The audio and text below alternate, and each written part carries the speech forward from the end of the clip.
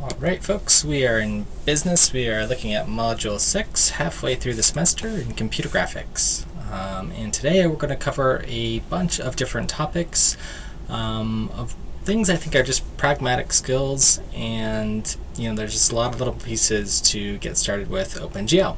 But that's okay, we'll take a look at them and you'll get to practice them with your lab. So today's pre-class warm-up is sort of inspiring us from our homework where, about 560 years ago, folks were doing wireframe renderings of objects. So this is from an artist, Paulo, around 1450, of a chalice and sort of understanding the wireframe model. You can see they're not using triangles here, but rather quadrilaterals, which we used to do in computer graphics.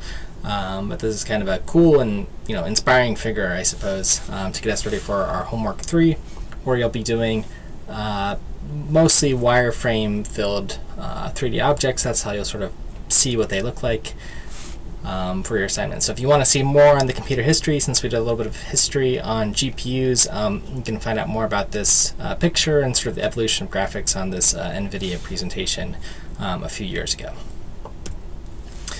So I want to continue our theme of giving us different pioneers of computer graphics. So today's is Andreas Van Dam, or Andy Van Dam. He's a professor at Brown University. He's been teaching there since 1965, actually. He's been part of the faculty. So again, a long time graphics expert for 50 years. So you can find some of his work, some of his cool stuff that he's worked on all over the years in his sort of bibliography, his curriculum vitae, and of course if you want to look at Brown's computer graphics course through these links. Let's see, here's one that works, 123. You can see sort of some stuff that they're looking at and that Andy Van Dam has sort of set up, which is kind of cool.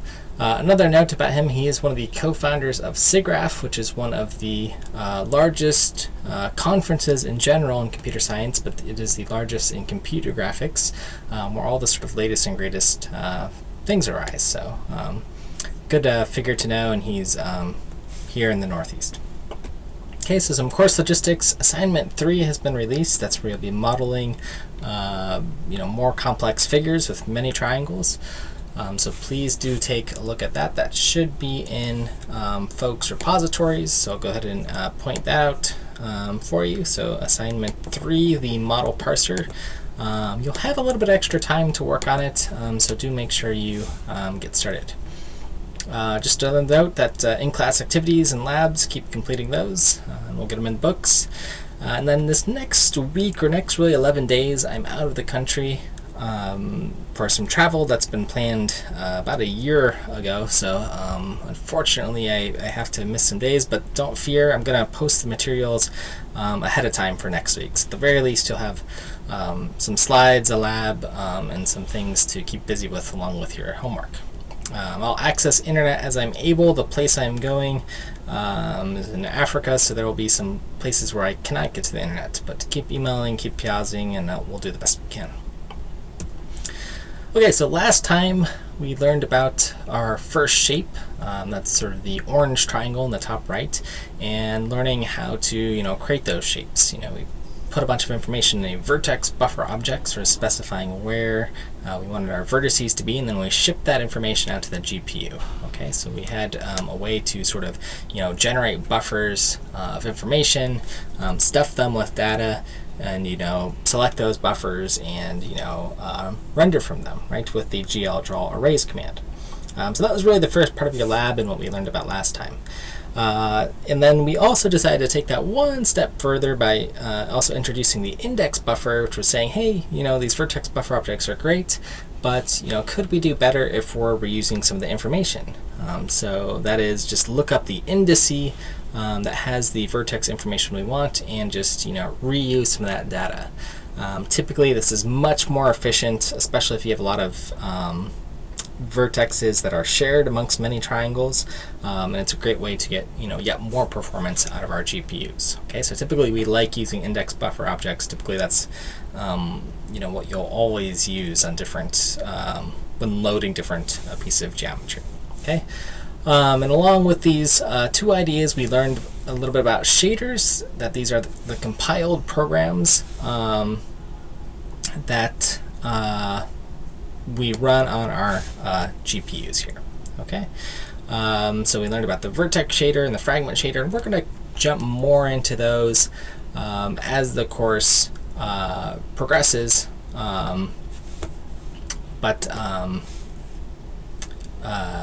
That's all sort of safe for them for now. We'll get to look. You'll do a little bit more with the shader today in the lab as well. Okay, so please take a look back at those slides. I did insert one other figure, which is what I want to show folks that could be helpful for just understanding shaders if you were struggling with those last time. Just again, there was a lot of syntax, a lot of OpenGL setup. So let me go ahead and just kind of, here is a nice sort of summarization of those shader steps, and creating the shader, getting the source code, compiling it, attaching your vertex and your fragment shaders into this one sort of giant program object, linking them just like we link programs, and then using that shader. That's really what's creating our graphics pipeline. Okay, so I found this was a sort of handy figure. You can read more about the compilation pipeline if you want on shaders, the various stages, how we were getting errors if you type a syntax error in. Again, this is sort of the creating the program, etc. Okay, so these are some handy resources I just wanted to point out that I've added since last time. Okay, let's see. So moving on, today's goal, again, a plethora of things, at least 3 things, 4, maybe we'll look at GLM as well, but we want a sort of debugging technique for finding errors in OpenGL. We're going to add color data to our triangle, and again, this will help sort of us understand our shaders, and then perform our first transformation to give us a perspective camera using GLM. Or you could use your math library, but I think most folks will use GLM. Okay, so step 1, or topic 1 of today is OpenGL errors. And errors in graphics usually are the nature of, hey, nothing's showing up. Okay, so chances are at some point in this course, if you haven't already, you've written your program, coded it up, and you see a blank screen. So that means SDL is up and running, your program's doing something, but there's no geometry. There's nothing interesting to see on the screen. So debugging OpenGL can be quite difficult in some ways, because you just look at things to see if they look right, and if they don't, well, how can you debug things, right? We can't launch GDB and say, hey, what's wrong on my GPU? It doesn't work like that. Our debuggers run on the CPU.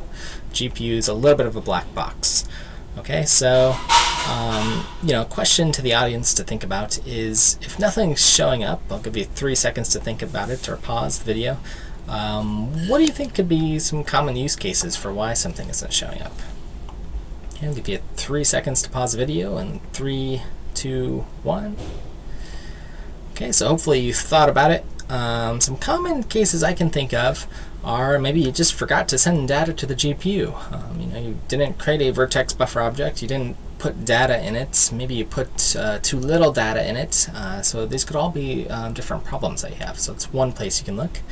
Maybe the winding order is reversed, so you sent your vertex data in clockwise order instead of counterclockwise. So by default, OpenGL again is counterclockwise, so that means your polygons or your triangles are basically facing backwards, so you can't see them. They're getting culled away. So that could be a problem. The next issue is maybe there's a compiler error. So you can look in your console, and those errors should print out in our current sort of infrastructure that I've provided. If you have a semicolon missing or a syntax error in your shader, that means it just won't compile, then you won't have a graphics pipeline. So SDL is happy to run, but as far as drawing things, that might not work. Maybe you forgot to call GL clear, so something's missing. You're basically not clearing your scene and updating it. So that could be a problem. And maybe there's just other errors with SDL. Your graphics hardware didn't get set up, or just other things wrong with OpenGL. So there's a bunch of these sort of common mistakes in graphics that you can sort of look through. Some of these we haven't even toyed with yet, so we don't have to worry about them, but I think the ones I've mentioned so far are ones we could run into. The good news is we have a function called glGetError.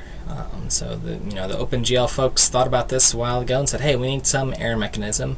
At least we can figure out if there's something wrong in our state machine. So they wrote this function which you can basically query at different points in time in your function, and you'll get an error code back. Okay, so you'll just get some integer value back. Okay, so it's an enumerated value, and depending on what that value is, we can check to see what kind of error message we get.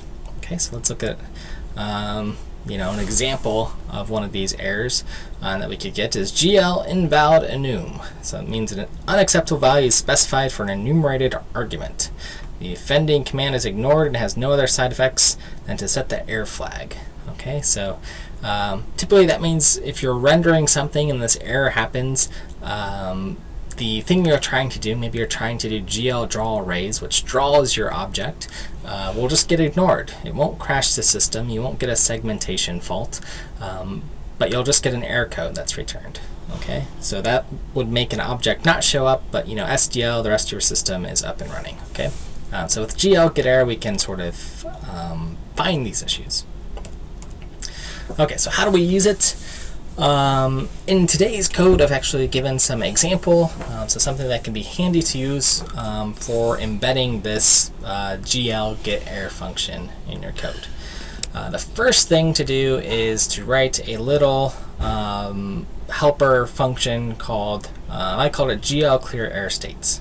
So basically it just runs somewhere in your program, so glClearErrorStates, and make sure that there's no errors. So I'm retrieving or querying my program to see if there's any error states.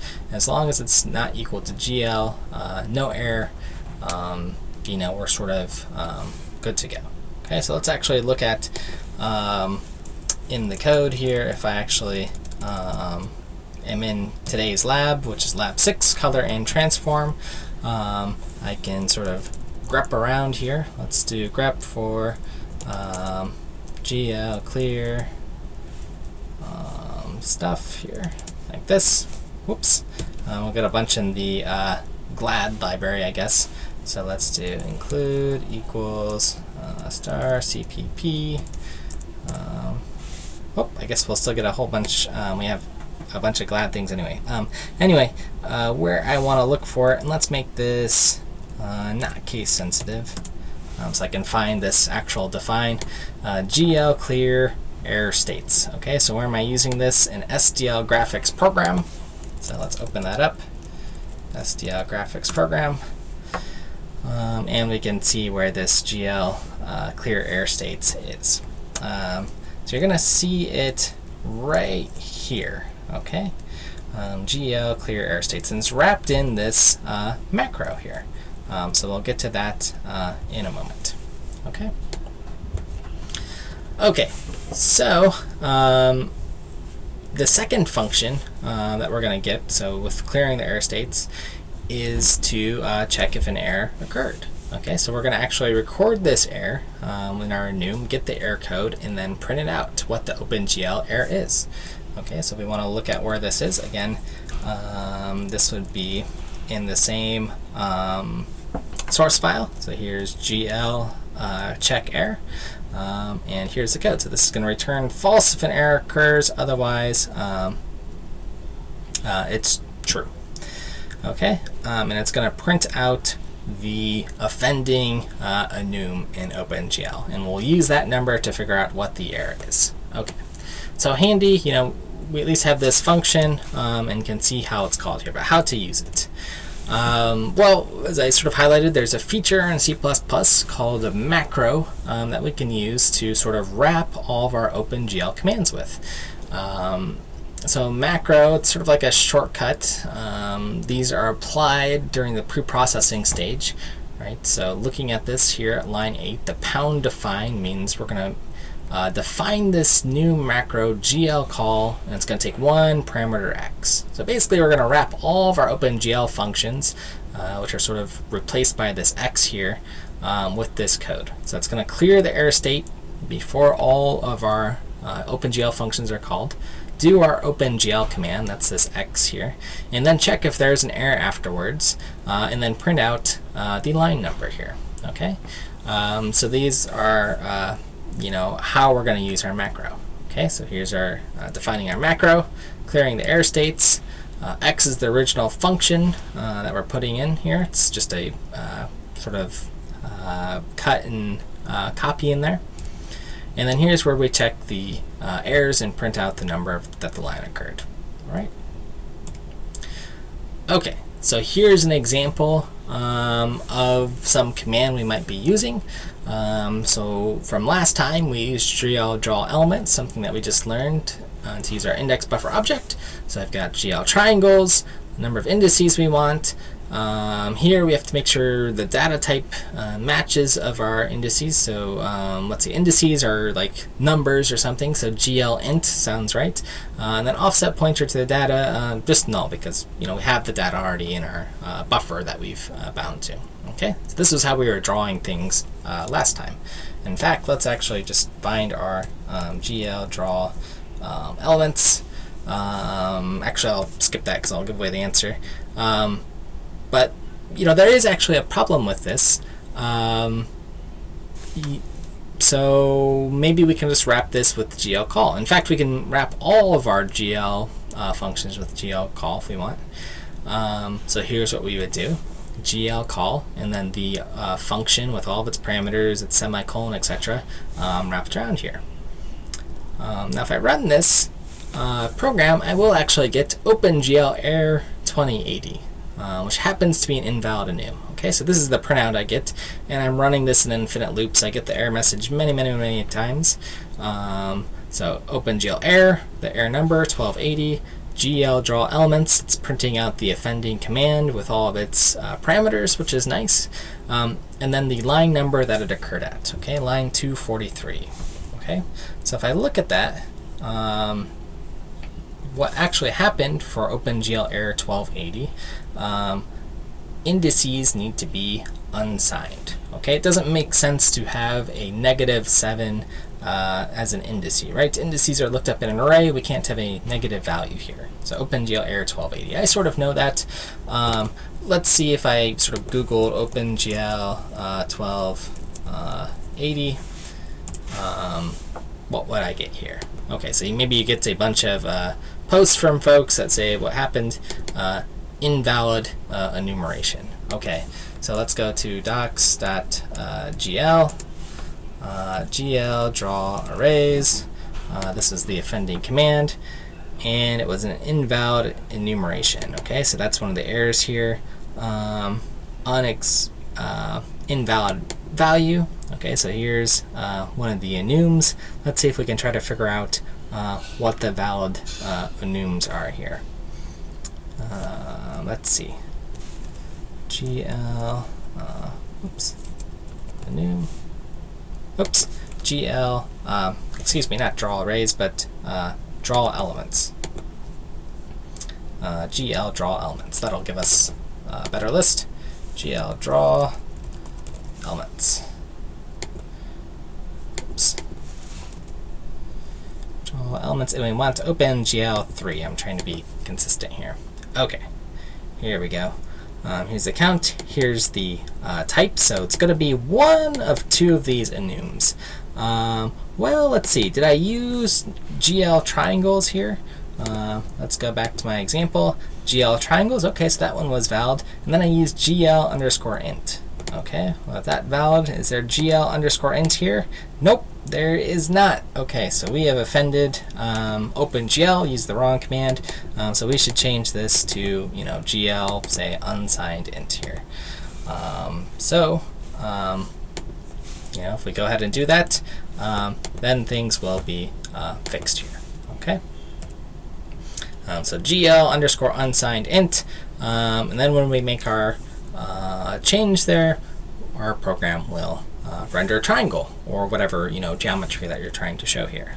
Okay, so let's actually again draw elements. I can show it in the source code, our GL unsigned int here, and again this is how you could use it in the lab that you're provided today. If you want to do that experiment and just make this a GL underscore int, you can sort of recreate that error. Okay, unsigned int here.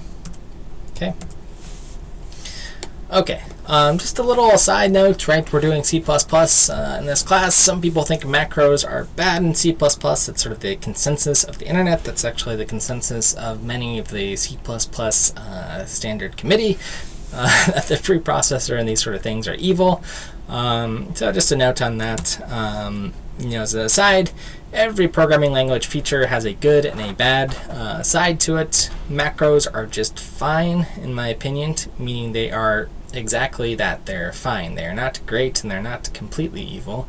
They're not great because they're a little bit too flexible, right? They're just doing text replacements.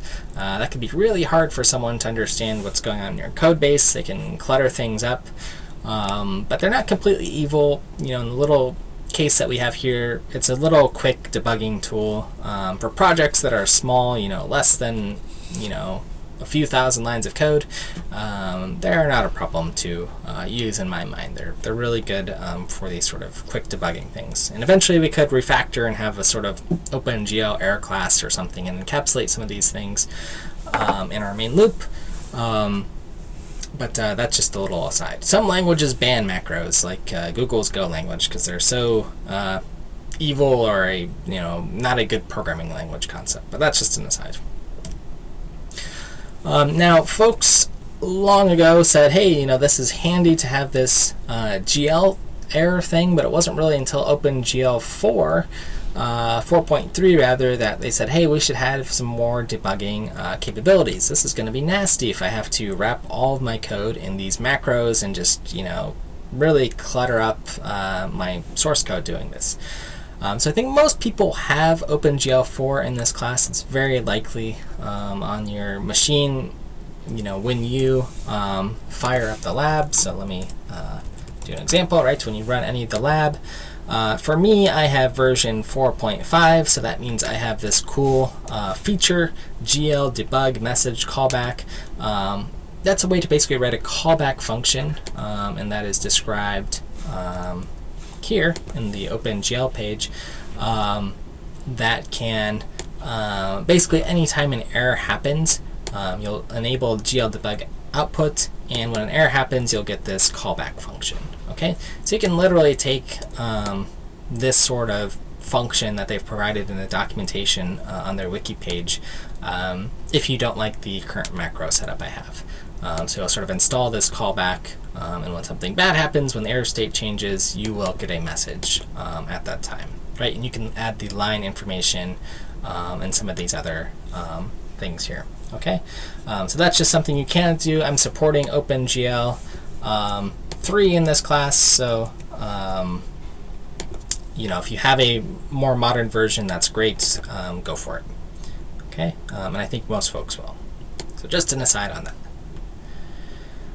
Okay, so that's great. We know a little bit more about debugging now in OpenGL. We've got a little preview of our lab, what you'll be doing. You saw that black triangle, that was lacking, or at least a less interesting visual for us to see, right? We've been rendering things in orange, white, and black, and we want to render something cooler like this pretty triangle here with the red, green, and blue.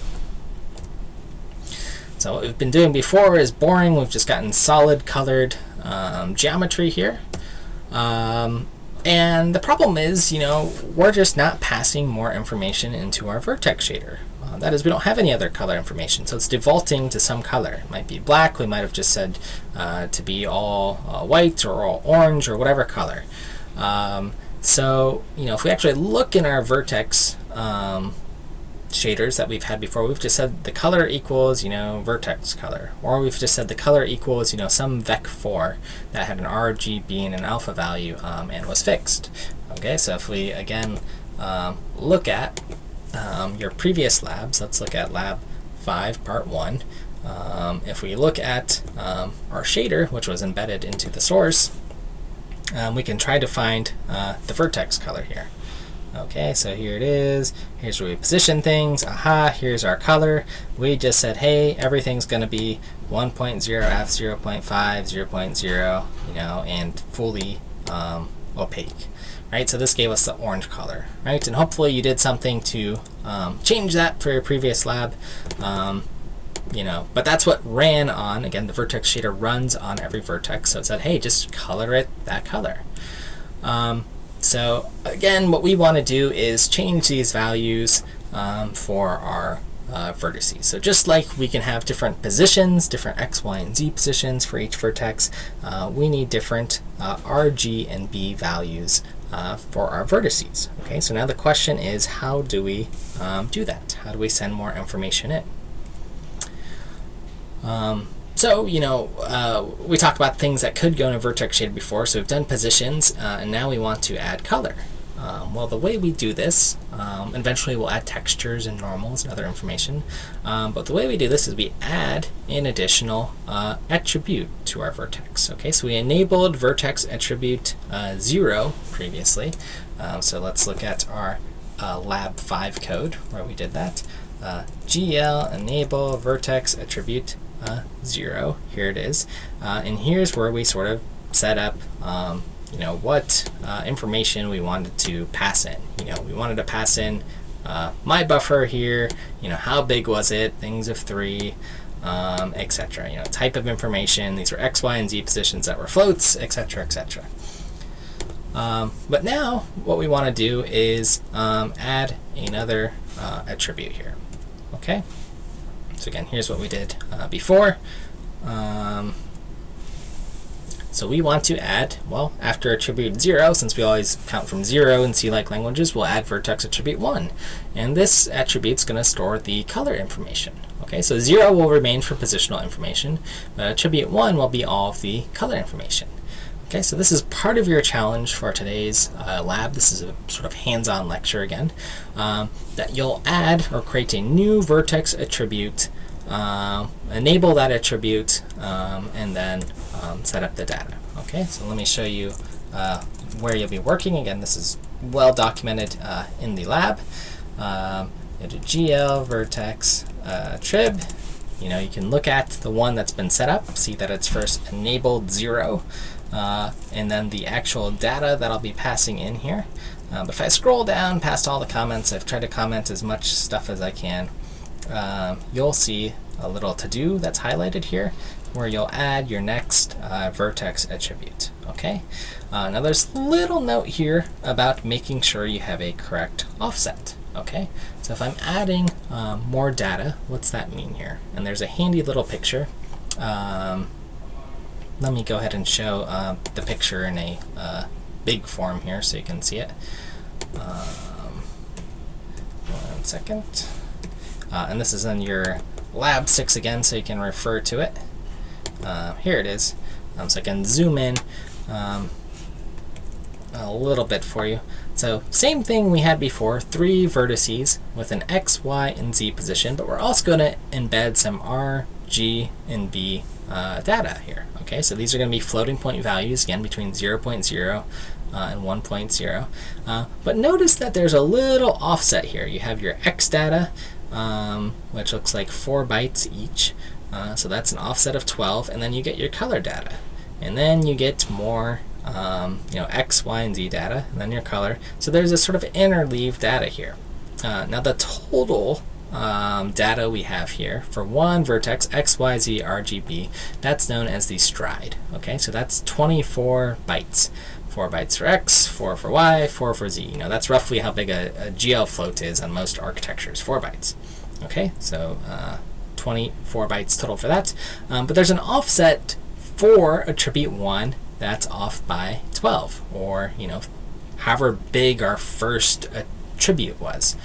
So GL vertex attribute at 0, x, y, and z was 12 bytes. Okay, so I need to offset for the next attribute. So GL vertex attrib 1 in our case, that RGB starts here. Okay, so I can put everything in the same big buffer, but I need to talk about or tell OpenGL that, hey, this is a different attribute. Okay, so those are some sort of hints on getting started on that. Okay, let me actually show you too in the code here. So here's your vertex data here that you've got. Looks like in X, Y, and Z, X, Y, and Z, you're generating some buffers. Maybe there's even some extra stuff there. You know, you can think about it from last time, but this time we're just drawing one triangle. You know, you might want to think about, hey, is there color information in here? And sort of adding that into your scene. Okay.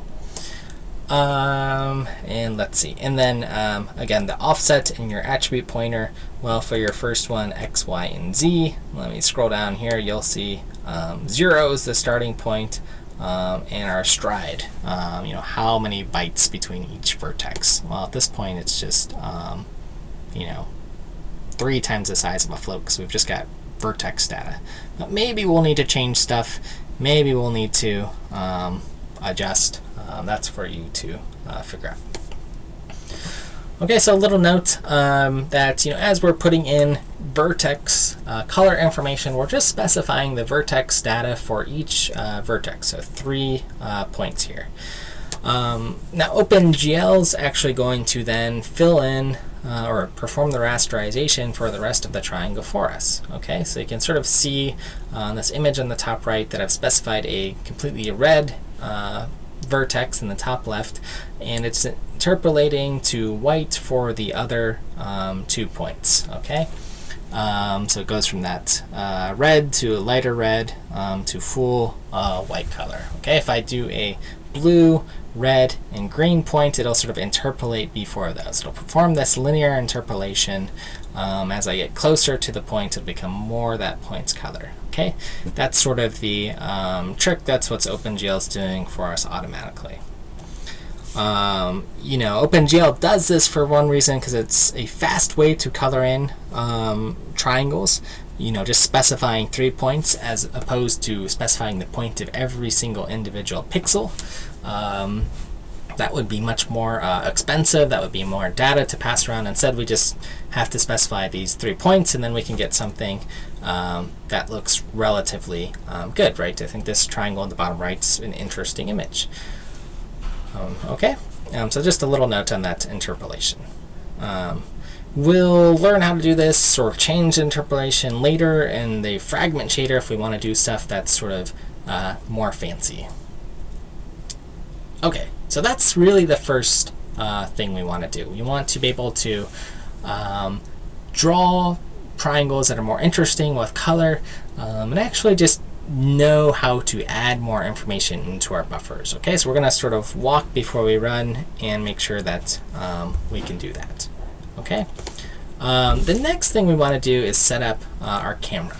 Right, so we were able to do this with our software renders, where we had a perspective scene that we were able to draw, but we want to actually do that in OpenGL as well. We haven't set that up. Okay, and once we set it up in perspective, then we can worry about sort of moving our camera around.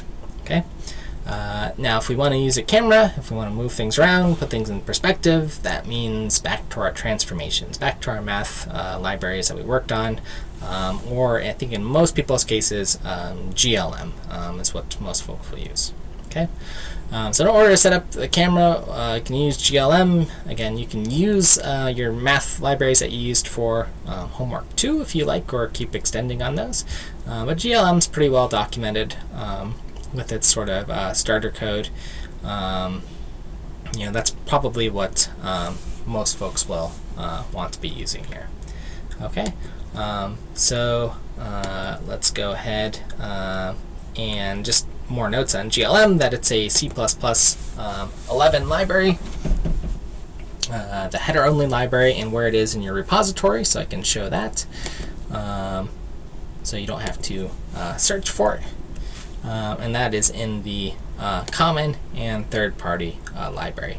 Mac folks are using this directory because that's the one that works for most Mac projects, and most other folks are using on Windows and Linux this version of the GLM library. Okay, let's see.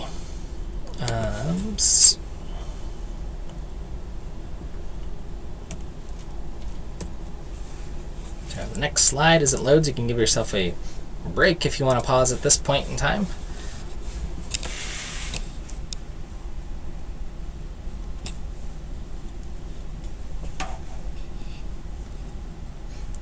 Otherwise, I'm going to power us through here and say we already have our math library. Okay, so this is just where it was. Okay, so if we have our math library, we can work with vectors and matrices, etc. GLM is kind of handy because it matches, for the most part, the syntax of GLSL, our shader language, that we're slowly diving into.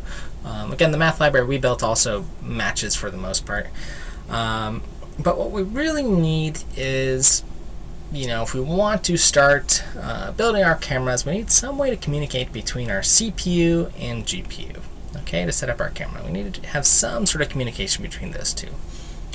So the sort of similar example is when we wanted to render geometry, we needed some way for our CPU to send information to our GPU. Okay, and we've used vertex buffer objects and index buffer objects to do that. Okay, so that was a way to send a bunch of geometry information that we set up in our CPU onto our GPU so that it can work. Okay, in our camera, we want to be able to, transform that information in some way. Okay, a tool we have for that is known as a GL uniform. Okay, so it's how we communicate between the CPU and the GPU. And just, maybe some more intuition on this. Why am I talking about, a camera and communicating or passing data around? Well, if you want to move that camera, you might move the camera by pressing the arrow keys. Okay, if you're moving that camera around, you need to move the world around the camera, or move the camera within the world. Okay, so you might offset or move the Y position of the camera up by 1, which is essentially, moving everything else in the world around the camera. So you need a way to pass that information to sort of move or displace your geometry, right? Perform some sort of matrix operation on every vertex in your scene. Okay, so GL uniform will be our tool to communicate CPU and GPU. What is a uniform? Well, it's a global variable that's stored in the shader. Okay, so that means it's just a globally accessible value. We can call it whatever you want, camera position, or camera view, or projection matrix, or whatever it is, whatever camera related name you want to give it, and that it will be something accessible in the shader. Okay, within vert.glsl or frag.glsl. We can't change them once they're on the shader, but we can always change them on the CPU side, right? The values that we're sending into our graphics pipeline. Okay, because on our CPU side, we can change the uniform, every frame, right? Okay, so what is a GL uniform? Again, they're variables. We can pass information around, and we'll sort of use those to move or position our camera. In this case, in today's lab, just how to position them to create a perspective camera. Okay, there's many different types of uniforms you can send over, and you need to specify sort of what the data type is. So if it's 1 float or 2 floats, 3 floats, 4 floats, etc., you'll sort of send those around in that way. So I can think of uniforms like our vertex attributes, in the sense that, right, our vertex attributes, again, where our positions of our vertex or color, those were example of our attributes, that we're sending into our shader. Okay. The again difference is that when we sent that geometry over, we're just doing that in most cases one time. We're saying, hey, send over 3 vertices that will represent a triangle, just do that when I initialize my program, and the triangle will always look there. Uniforms can be updated per draw call, so in our main loop. Okay, that's how we can manipulate or sort of change things, right? And a camera is something we might want to move around. Okay. Okay. So the next things, so our functions of interest are going to be glGetUniformLocation and glUniform4f. Okay. In our C++ file, that's what we'll be looking at, and I'll show you in a minute so you can see. And in our shader, you'll have a uniform as a data type. It's sort of a qualifier on the type. Again, you can think of it like a const in C++. It's specifying in GLSL that, hey, this has some meaning. So let's go ahead and look at one of our shaders in our lab 6 and what one of these uniforms looks like. So this time I've got a shaders directory. Let's go ahead and just show you the directories, but I've got a shaders directory here. And inside it, the fragment and vertex shader, so they're no longer strings in your program, they'll get loaded as files. And let's open up the vertex shader and search for uniform, and here it is. Here is a uniform. So that's sort of the qualifier.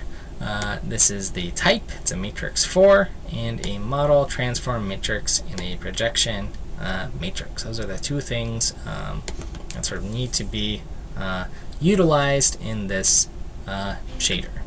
Now, as I said, these are things that are sent in on the CPU side. So where did they come from? Okay, let's look. Must be in our source code somewhere in the C++ side because they're uniforms. Let's move there, and then let's open up SDL graphics program. Let's just look for uniform. Okay, aha! Here is a GL uniform matrix 4, so 4x4 matrix filled with floats, and a model transform matrix uniform location. Okay, a very long name thing, but what does it represent? Well, that's the name of it here, and we've also got our projection matrix. I wonder where this data is coming from. I wonder if there's been a matrix set up somewhere with these things. Well, in fact, projection matrix here looks like something. Model transform matrix looks like something. So your to-do here is modify the vertex shader so you can see perspective. Well, it looks like I've set up my projection matrix to have perspective with a 60-degree field of view, the right aspect ratio, the width over the height, the clipping, so here's the near and the far value. Okay, so it looks like I've set that up. So just looking at projection matrix, and let's go ahead and look back at shaders and the vert projection matrix. Okay, so here it is. So that information is going to come in as a projection matrix set up with 60-degree field of view. The clipping planes will be set up with the near and far value, etc. Okay, so I've got that information here. I just need to figure out how am I going to use it. I've sort of got a to-do here for you to figure out, what's the new position, how do I transform a model, and how do I project it. Okay, so that's how to pass the information in. Let's talk a little bit more about the camera here. Okay, so to set up a perspective camera in OpenGL, we use the model view projection matrix, and this is our sort of transformation here. Okay, so the M means the model to world. That's the transformation applied to a 3D object. So the model is sort of the object data, where the initial vertices were. Okay, model you can think of like 3D object, 3D model, etc. V is the world to view. This is our perspective camera. So how do we sort of view things? The world moves around the camera, right? We're sort of selfish in the way that we think about this. And this is the matrix, again, that gets applied to all of our objects after they've been transformed, right? If I move the camera, that's really just moving all the world around us, right? It's applying some matrix to every other point, so some transformation. Okay, and then the view to the projection, sort of the squishing the world to a two-dimensional view, and how we want to perceive it. Do we want to perceive it in a perspective view or that other one, orthogonal view perhaps, or oblique as it also goes by. We want a perspective matrix, okay? During this transformation, we call this the MVP matrix. That's the way you can sort of memorize it, the model view projection matrix. You're going to need to think about how to apply this, okay, in your lab. Now the order you need to apply the model transforms matters, of course, because it's a matrix multiplication. So that means you need to apply the model transform first, the M, then you apply the view, and then the projection, okay?